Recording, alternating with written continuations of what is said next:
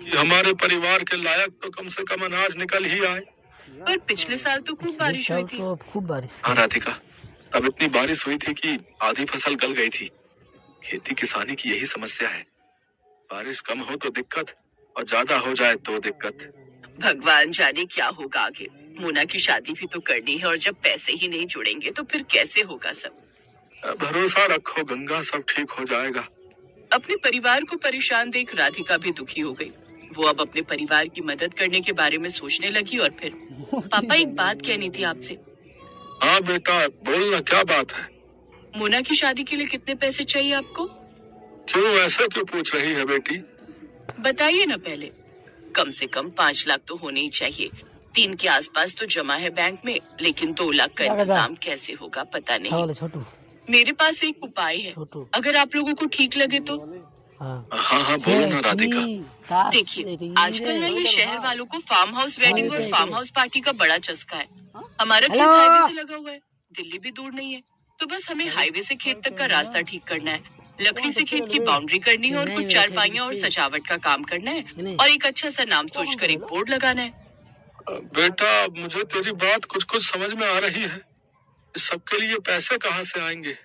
वो 3 लाख रुपए हमारे काम आएंगे और अगर धंधा चल निकला तो मोना की शादी हम धूमधाम से करेंगे। मुझे भी ये आइडिया बढ़िया लग रहा है। अगले ही दिन से पूरा परिवार राधिका के कहने पर काम में जुट गया। हाईवे से लेकर खेत तक बढ़िया टाइलें लगा दी गई, लकड़ियों से खेत की 4 दीवारी कर दी गई और फिर खेत अच्छे से साफ कर उसमें घास उगाकर जगह जगह सुंदर चारपाइयाँ लगा दी गई। फिर खेत के बीचों बीच एक सुंदर और बड़ी सी खुली झोपड़ी बनाई गई। पूरे परिवार ने जमकर मेहनत की। फिर अगले ही दिन, हेलो, मेरा नाम राहुल है, मैं दिल्ली से आया हूँ। ये रिजॉर्ट पहली बार देखा। क्या परसों शाम के लिए स्पेस अवेलेबल है? हाँ हाँ जी बिल्कुल। क्या फंक्शन है? मेरे बेटे का बर्थडे है। केटरिंग मैं खुद देख लूंगा, बस मुझे ये जगह अच्छी लगी। मेरा बजट 20,000 का है। बोलिए, आपको चलेगा? जी हाँ बिल्कुल। Thank you so much. ये लीजिए 10,000 रुपए एडवांस। राधिका का प्लान काम कर रहा था। 2 दिन बाद राहुल ने अपने बच्चे का बर्थडे खूब अच्छे से मनाया। राधिका और उसके परिवार ने पूरे खेत को गुब्बारों और रोशनी से सजाया था। ऐसे ही धीरे धीरे लोगों को गंगा के रिजॉर्ट के बारे में पता चलता गया और लोग आते गए। अब तो राधिका और उसके परिवार को काम से फुर्सत नहीं थी। फिर ठीक 2 साल बाद, भैया खाना जल्दी लगाओ, बारात आने वाली है।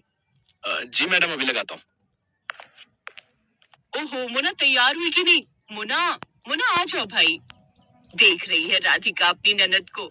हाँ माँ, परी से कम नहीं लग रही है। सब आपकी वजह से है भाभी, मेरी नहीं हमारी वजह से। और सुनो, अपने पहले बच्चे के पहले बर्थडे के लिए अभी से बुकिंग कर लो इस रिजॉर्ट की। क्या पता तब ये स्पेस खाली हो या ना हो।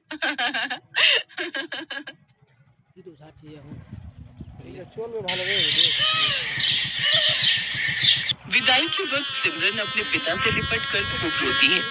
बाबा, बाबा मुझे आपकी बहुत याद आएगी। अब मैं कैसे रहूंगी आपके बिना। जब भी तेरा मन करे तो आ जाना, ये घर हमेशा तेरा ही रहेगा। जा बेटी, अब अपनी माँ से भी मिल ले। माँ, मुझे आपने जो भी प्यार दिया उसके लिए शुक्रिया। अब ज्यादा ड्रामे मत दिखाओ और अब जा यहाँ से। ये कहकर रमोला उसे धक्का देती है कि तभी उसका पति नैतिक उसे संभाल लेता है। क्या हुआ? तुम गिर कैसे गई? वो लहंगा पैर में अटक गया था, बस इसी वजह से। फिर सिमरन अपने मन में सोचती है, अच्छा हुआ माँ को धक्का देते हुए किसी ने नहीं देखा। मैं हमेशा माँ के प्यार के लिए तरसती रही, लेकिन उन्होंने मुझे कभी प्यार नहीं दिया। फिर सिमरन ब्याह कर घर आ जाती है। उसकी सास ने उसके स्वागत में गुलाब के फूल बिछाए होते हैं। साथ ही वो बड़े प्यार से उनकी आरती उतारती है और गिफ्ट में उसे सोने का हार देती है। ये ले मेरी प्यारी बहू, तेरा सगुन। बहू, अब से ये घर तेरा है और हम सब भी। तुझे कुछ भी चाहिए होगा या किसी काम में मदद चाहिए हो तो हमें कहना। अच्छा, अब तुम दोनों थक गए होंगे, थोड़ी देर आराम कर लो, बाकी की रस्में फिर करेंगे। शुक्रिया माँ जी। सिमरन नैतिक के साथ कमरे में चली जाती है और आराम करती है। फिर दिन के 1 बजे उसकी नींद खुलती है। ओह गॉड, कितनी देर हो गई। मेरी पहली रसोई की रस्म भी अभी बाकी थी। माँ जी तो बहुत गुस्सा करेंगी। सिमरन जल्दी से बाथरूम की तरफ जाती है, लेकिन बाथरूम से नहाकर निकल रहा नैतिक सिमरन से टकरा जाता है और सिमरन फिर गिरने वाली थी कि तभी वो उसे संभाल लेता है।